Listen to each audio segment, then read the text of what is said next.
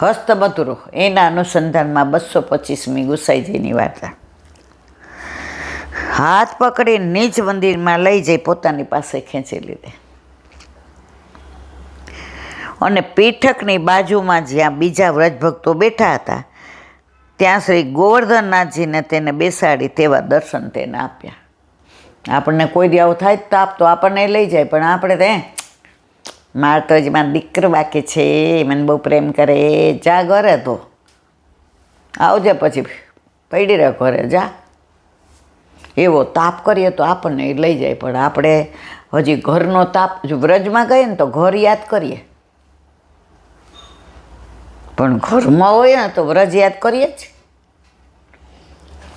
હા, જો આજે એક સરસ વાત થઈ. ઓલા વૈષ્ણવ આવ્યા હતા ને ખબર કાઢવા, એણે એક સરસ વાત કરી. એ કે ઈલાબેન, આપણે આખો દી તો કાંઈ માનસી આવડે નહીં, અને આખો દી કઈ માનસી કરી. મેં તો વાત તો જ એ કે મને એક ભગવદીએ સમજાવ્યું. મેં તો મને સમજાવો.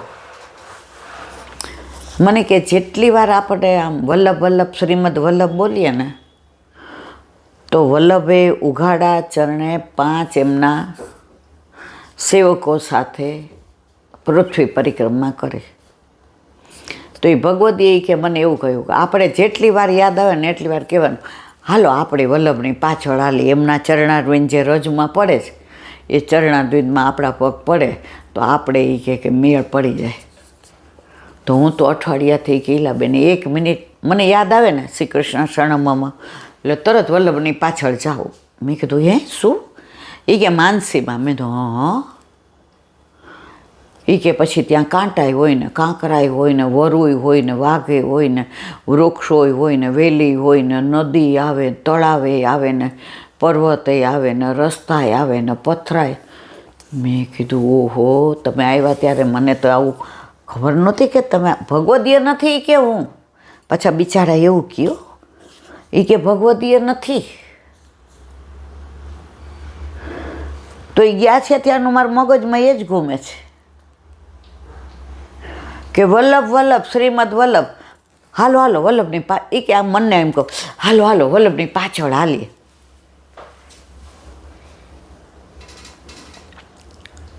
એ કે આખી દુનિયામાં એકલા સુબોધિની જેવા છે જેણે વલ્લભે ચાલતા ચાલતા લખાવી અને કાશ્મીરી ભટ્ટે ઊંધા ચાલતા લખી. જો પાછળ રહીએ તો વલ્લભને આમ જોવું પડે, શ્રમ પડે, ડોક રહી જાય. આગળ રહીએ તો વલ્લભની આગળ રહેવાય, ન રહેવાય. પીઠ ન દેખાડાય, પીઠી તો અધર્મ છે, તો પાછા ચાલે ઊંધા પગે, અને વલ્લભ બોલે એ લખે. હવે એકવાર પાછા ચાલતા પગમાં કાંટો વાગી ગયો. વલ્લભ કે આ હરખું કર. એ કે આપણા મુખારમાંથી એટલી સુંદર વાણી વહે છે કે આ વાગેલું તો હજી વયું જશે, પણ આ વાણી મારી લખા વિનાની રહી જશે તો. વલ્લભ કે હું ત્યાં સુધી અહીંયા સ્થિર થઈને બેસું છું, તું પેલા એ લોહી નીકળું સરખું કર. કેવા ભગવદીએ પાછા ચાલવાનું, લોહી નીકળે એ ધ્યાન નહીં રાખવાનું, વલ્લભની વાણીનો એનો વિશ્વાસ જુઓ. તો મને કે આપણે તો આજ બધું યાદ કરવાનું. મને કે અઠવાડિયાથી મને એમણે સમજાવ્યું છે કે તારે ઘરમાં ભેજા મારી નહીં કરવાની, વોવારે નહીં કરવાની, બારે નહીં કરવાની, તો ભલે તારી સેવા, તારો સત્સંગ, તારા પાઠ અને નવરી બેહે ને વલ્લભ ભેગું હાલતો જવાનું. કે એટલે પરિક્રમાય થાય અને વલ્લભના ચરણારવિંદનો પ્રસાદ આપણને મળે. અને કાંટા કાંકરા આવે ને ત્યાં આપણે કે વીણીને એક બાજુ મૂકી દેવાના હોય. કે મને તો હજી બેનનો આપ ચહેરો જ દેખાય છે કે કેવો ભાવ. કે કાંકરા એક બાજુ મૂકી દેવાના, કાંટા ને વચ્ચે હાડેકડા હોય ને તો એ બધું એક બાજુ મૂકતી જવાનું. અને મેં તો એવું દેખાય.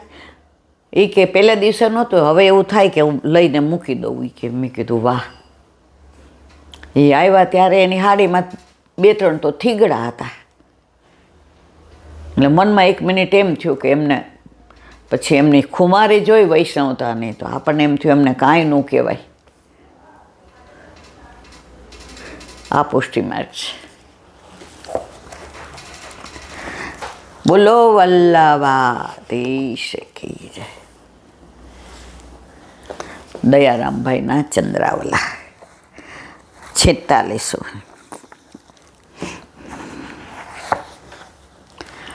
એવા ભગવદીઓ આવે, એવી એવી વાતો કરે જે 70 વર્ષમાં આપણે ક્યારેય સાંભળી ન હોય. અને પછી આમ ચારે બાજુ જોવે કોઈ સાંભળી નથી જતો ને તમને એકને જ કહેવાનો છે. એ આવ્યા ત્યારે મને એમ થતું હતું કે આ અમને પણ જે અડધો કલાક બેઠા ને જે સત્સંગ કર્યો ત્યારે મને એમ થયું હું શું કરું છું, હું કરું એ જ અજ્ઞાન હતા. સકટનો ભાર જેમ સ્વાંત. આવા ભગવદીઓ છે ને એટલે વલ્લભ રાજી રહે છે મારા વાલા. શું કર્યું એ વિચારે સંસારે આવી. જેવું બોલ્યા એવું જ આવ્યું ને. વધાર્યો ભૂમિનો ભાર રે સંસારે. સંસારમાં આવીને શું કર્યું? ભૂમિનો ભાર વધાર્યો. તમે ચાલતા હો ને ભગવત નામ લ્યો ને તો ભૂમિનો ભાર હળવો થાય. પણ લૌકિક વિચારો કરો, કોકની સાથે લૌકિક વાતો કરો ને એટલે ભૂમિનો ભાર વધે. શું થયું થયે રે ધનવાન રે સંસારમાં આવીને ધનવાન બનીને એટલે લઈ જા ભેગું. જેટલું છે એટલું લઈ જા, ઉહેડી જા.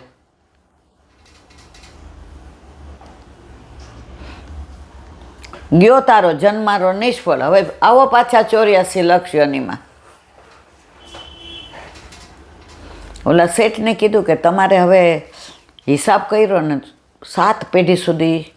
એ કે પછીની 7નું શું? તો એનો ઓલો જે મુનિમ હતો ને એણે શું કીધું ખબર છે?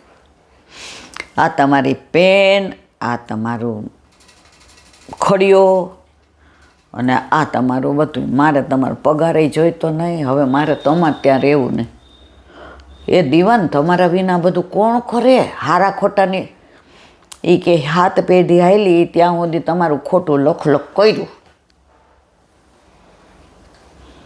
હવે તમારે હજી 7 પેઢી એટલે મારે તો ભગવત નામ લેવાનું જ નહીં. આ ભેગું તમે કર્યું, હું તો પગારમાં ખોટું લખું છું. લ્યો બધું. શેઠાણી કે મુનિમ જીતી ગયા સંસારને, શેઠ હારી ગયા. એ કે તું કેમ એમ બોલસ?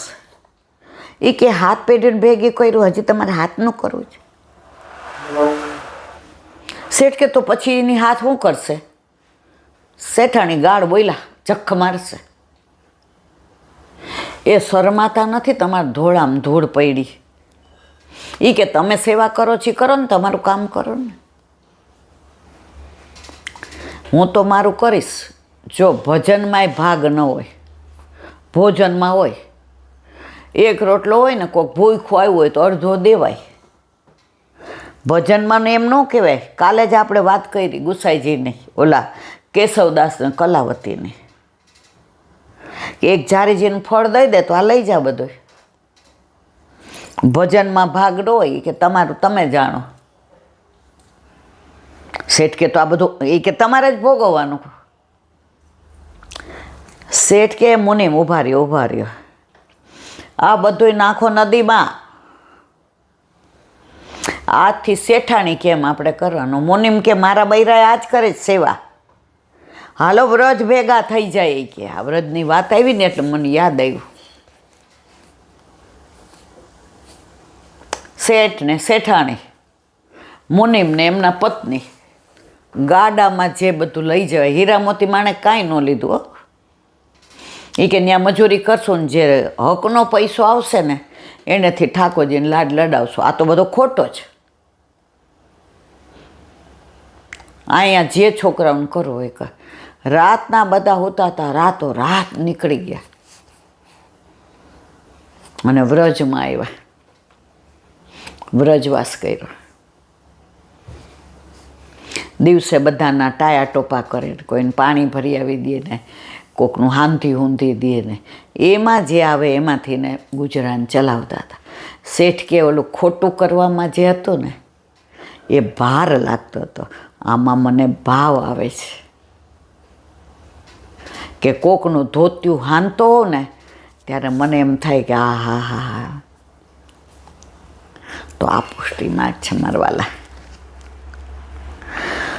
શું થયું થયે રે ધનવાર સંસારે આવી, ભજ્યો નહીં ભગવાન સંસારે આવ્યું. આ બધાને એવું થાય છેલ્લે જોશું.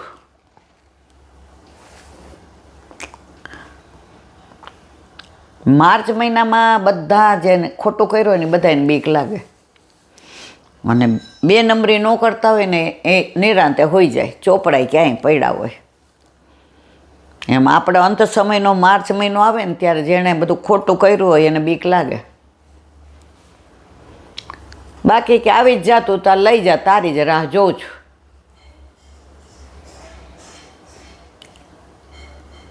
ઓલા બેન જેવું રાખવાનું દ્રઢયન ચરણ. એ કે આપણે સુરદાસને યાદ કરવાના, ચંદ્ર સરોવર ને એ ચોતરું ગુસાઈજી પધાર્યા હતા ને ચરણ ધર્યા, તો આપણે કહેવાનું ગુસાઈજી પધારવાના જ છે ને ચરણ ધરવાના છે. ભજ્યા નહીં ભગવાન સંસાર આવીને શું કર્યું તે, શું થયું શું મળ્યું જોયું, બહુ રૂપરે સંસારી આવી. નિરખ્યા નહીં વ્રજ ભૂપરે સંસાર આવી. વલ્લભે ચતુશ્લોકીમાં કહ્યું છે ને, સર્વદા સર્વભાવે ન ભજનીયો વ્રજાતી. તે વ્રજાતીપને ભજ્યો નહીં, ભૂંડી બુડી મર ઢાંકણી પાણી લઈને. શું થયું દીધા બહુ દાન રેસ, ખોટા પૈસા ભેગા કરીને દાન આપ્યા તો ખોટામાં પડી, બીજા નહીં પાડ્યા. થયો નહીં ભક્તિ વાન રે સંસાર આવી. ખોટા દાન દો તો ભક્તિવાળા ન થાય, તમારું નામ ના થાય. જે કીધી કે પંખાના 3 પાંખિયામાં 3 પેઢી ચિતરી હોય, એ કે ગોળ ગોળ ફરે જ રાખે કે અમે કઈ રહી પંખાનું દાન દીધું છું. રાજા હરિશ્ચંદ્ર દેતા ને તો આમ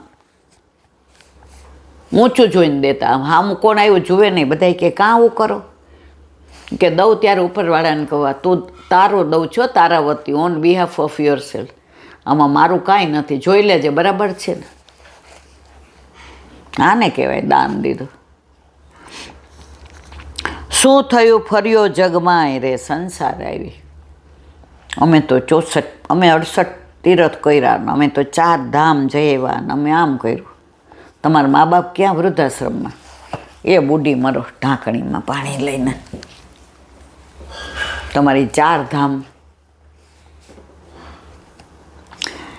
2008માં અમારી ભેગા એક વૈષ્ણવ આવ્યા હતા, એટલે એની ને ભરબી અમારી કરતાં મોટી ઉંમરના હતા. મને કે ઈલાબેન હવે તો હલાતું નથી, જો આ પગમાં પાટા પહેર્યા છે, હલાય ત્યાં સુધી હાલીને કરીએ, પછી ગાડીમાં બેસે અમે જોઈએ. અમે તો ગાડીમાં જ કરીએ છીએ. ત્યાં એક બેને એને કીધું તો નાનપણમાં કરી લેવી હતી ને, તો ત્યારે એણે જવાબ ન આપ્યો. પછી આગળ હાલતા હતા ને તો સિંગદાણા હતા, એ સૌરાષ્ટ્રના હતા, એટલે સિંગદાણાનો ગોળ લીધો તો એને ભેગો અને ખજૂર. એટલે એ આખો દિવસ કાંઈ નહોતા ખાતા. સાંજે સવારે ઠાકોરજીને ધરાવ્યો એ રવા દે, અને સાંજે હાથે બનાવતા ને ઠાકોરજીને ધરાવીને લેતા. એટલે આગળ ગયા ને એટલે એક ઝાડ નીચે બેલી ઈંટ હતી ને એના ઉપર બેઠા, કારણ કે બિચારાને પગે બહુ તકલીફ હતી. એટલે એના વરે લાકડી મૂકીને તો હાથમાં જ પડી ગઈ. એટલે એ જોવા માંડ્યા કોઈ દે. એટલે હું ગઈ ત્યાં તો આપણે નાના હોઈએ, એટલે મેં કીધું લ્યો, મેં કીધું તમે ઉભા રહ્યો હરખી ક્યાંક બેહો. ત્યાં એક વ્રજવાસીનું ઘર હતું, એટલે મેં એને પૂછ્યું, મેં કીધું આ ખાટલા પર આ બા બેસે? બા દાદા જેવડા નહોતા પણ મારા કરતાં મોટા હતા. એ કહે અરે એમાં શું પૂછે, બેસાડી કે વ્રજવાસી તુકારો જ કરે, પણ એમાં એટલો પ્રેમ હોય ને. લાલોકોને કીધું બેહો. એટલે પછી મને કે થોડુંક ધરેલું છો લેશો? મેં કીધું હા. તો સિંગદાણા ને ખજૂર આ ગોળ ને મેં લીધો.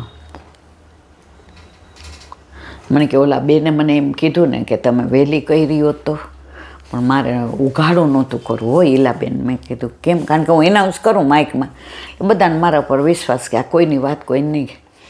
મને કે મારા સાસુ સસરા છે ને, સસરાને નાનપણમાં મશીનમાં એ કે અમારે ઓલી ઓઇલ મિલ કે કંઈ હતું એમાં કપાઈ ગયો તો પગ, એટલે ત્યારના ઘરની બહારનો ને મારા સાસુ એની સેવા કરે. હવે મારા આવ્યા પછી સાસુએ બિચારા થોડા, એટલે હું સેવા કરતી. હવે દર વર્ષે મારા સાસુ કે બેટા આ વ્રજ યાત્રા જાય છે પણ તમારે, અમે કંઈ અમારી વ્રજ યાત્રા આ રહી. એ 40 દિવસ જે વ્રજ યાત્રા અહીં ચાલુ હોય ને ઈલાબેન, એ 40 દિવસ અમે અહીંયા, ત્યારે તો આવું કાંઈ ટીવી ના બધું નહોતું. એ 40 દિવસ અમે એ કે એ સ્થળો, એનું અનુસંધાન, એની લીલા, એ બધું વાંચીએ તો અમે વ્રજમાં હોયું જ. હવે બે લીલામાં પહોંચી ગયા, ત્યારે અમારી ઉંમર થઈ. તો મારા સાસુની ઈચ્છા એવી હતી કે અમે તો વ્રજ યાત્રા ના કરી, તમે કરજો. એટલે અમે વ્રજ યાત્રામાં આવ્યા અને દરેક જગ્યાએ મારા સાસુ સસરાને યાદ કરી અને હું દંડવત કરું ને ભેટ એમના નામે પધરાવું છું કે એમણે કીધું હતું. મેં કીધું તમે ન આવ્યા હોત તોય તમારી થઈ ગઈ. મને ભેટીને રોવા માંડ્યા. એ કે વલ્લભની કેવી કૃપા કે તમારા ભાઈને પગે સારું છે, એટલે જ્યાં અટકો ને ત્યાં મારો હાથ પકડે છે. મેં તો માંડવી બહુ મીઠી, મઠડી હતી ઓલી સૌરાષ્ટ્રમાં નાની આવે ને એને મઠડી માંડવી, અહીંયા માંડવીને હું કે સિંગ. મેં તો માંડવી બહુ મીઠી છે. મને કે નાનો કોથળો ભરીને લાવ્યા છીલાબેન. મેં તો મને માંડવીને ગોળ બહુ ભાવે. મને કે દહીં, મેં દહીં નહીં, હું તમારે ત્યાં આવીને ખાઈ જઈશ. 40 દિવસમાં લગભગ હું 5-6 વાર એના પાલ ઉપર ગઈ માંડવીને ગોળ ખાવા.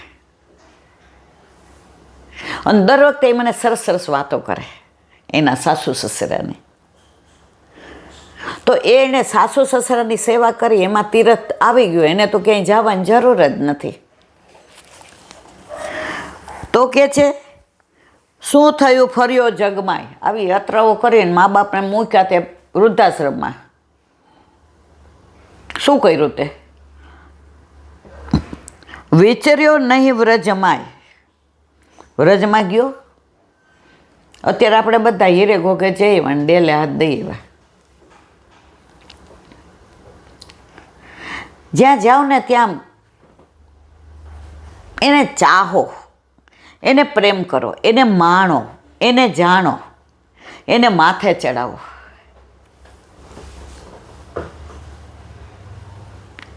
વ્રજ પછી તમારા વિના નહીં રહે. અત્યારે તમે વ્રજને યાદ કરો, પછી વ્રજ તમને યાદ કરશે. હજી મારી તો એવી કોઈ સામર્થ્ય નથી, પણ ભગવદીઓની વાત થાય છે મારા વાલા. શું થયું ભણ્યો વેદ 4 રે સંસારે આવી. ઘણા કહે મને તો બહુ જ્ઞાન, આવું બોલાય જ નહીં, આમ કહેવાય નહીં, આમ વાત કરાય નહીં. વેદ ભણવાથી કે જ્ઞાની થવાથી ભગવાન મળતા નથી. સમજો ના ભક્તિનો સાર રે સંસારે આવી. જ્યાં સુધી ઠાકોરજીમાં ભાવ ન આવે, પ્રપંચ કરીએ, ગાળો બોલીએ, બીજાની ખરાબ વાતો કરીએ, નિંદા કરીએ, ફેરો જ છે આપણો. ભક્તિની મહિમા અપાર રે સંસારે આવી. માધુરી સમજ્યો ના સંસારનો સાર રે સંસાર. આ કવિ છે માધુરી. ઉપરના કીર્તનનું સ્પષ્ટીકરણ કરવાની જરૂર નથી, સરળ ભાષામાં જ કે જેને વેદ શાસ્ત્રો તત્વરૂપે બતાવે તે ભક્તિ ન કરી તો કર્યું શું? બસ ઓલું નહીં, ખાધું પીધું ને રાજ કર્યું ને બટાકાનું શાક કર્યું. પ્રભુ કે છે આ બધું તારા માટે જ છે, પણ મારા સહિત તારું. આપણે કંઈ નહીં તમારા વિનાનો. કૃષ્ણ હતા તો 5 પાંડવો જીતી ગયા એનો સારથી. વા કેટલા ક્ષણી સેના હતી તોય હારી ગયા. જેને હારવું હોય ને એને ઠાકોરજી નહીં પધરાવવાના. આ બધું તમારે જોવાનું, મારે નહીં.